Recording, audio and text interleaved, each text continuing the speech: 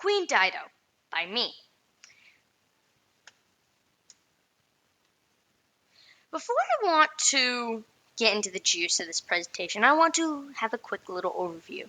So you see in her slides 1 and 2, I'm going over the overview. Slides 3 through 6, I'm going who she was. Slides 7 through 10, I'm going through the Aeneid's betrayal.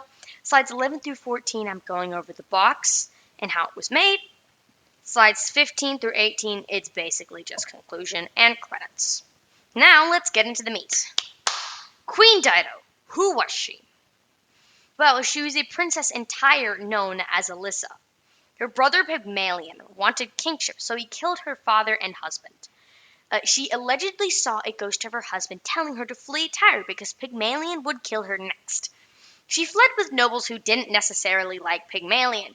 They stopped at Cyprus and then went to what would become Carthage. The Libyan locals there called her Dido, which meant wanderer in their language.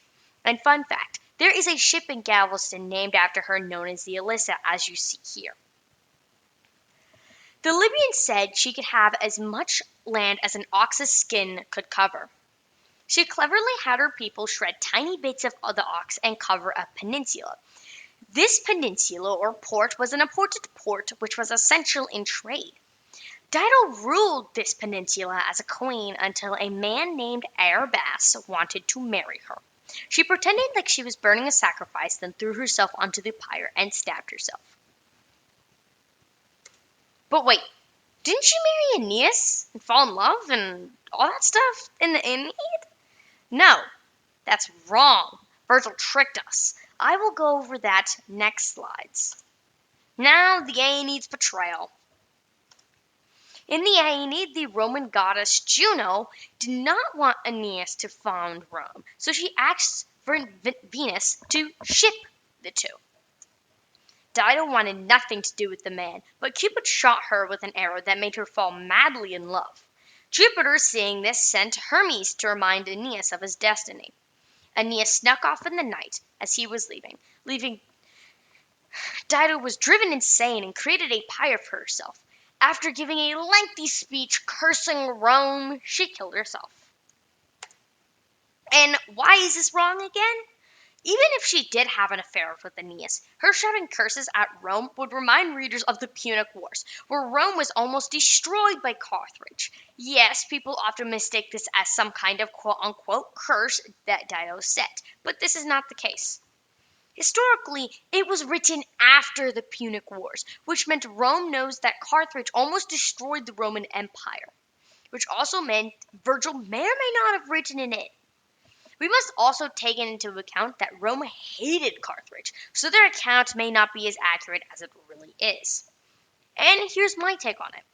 I personally think Virgil was giving an excuse to the Romans for almost being absolutely devastated at the Punic Wars, deriving it from a divine curse that they almost fell.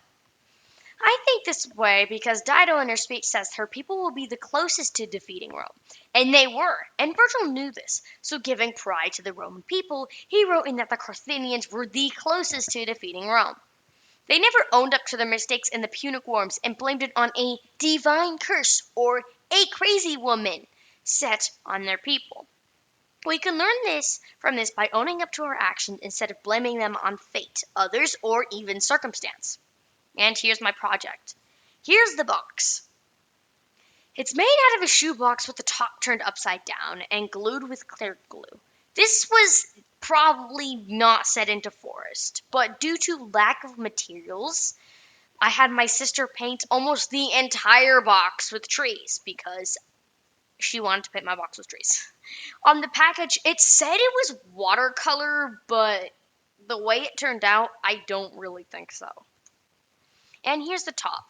The mannequin that you see up top here is wearing white. Typically speaking, leaders will wear purple, but also due to lack of resources, I made her dress out of coin collector's gloves and tape. You can actually remove her from the box, but I would not recommend that. For the pyre, I grabbed a bunch of sticks for my sister's presentation. I asked permission, and I stacked the sticks to make it look like she was in a pyre. The sticks are glued with clear glue and tape. And here's the final product of the project. To conclude, the story of Dido may be lesser known, but it has been used to sway Romans. But not only that, the ox skin story has been used and amplified on multiple occasions, even to chilling degrees. And here are my credits and my conclusion. Thank you.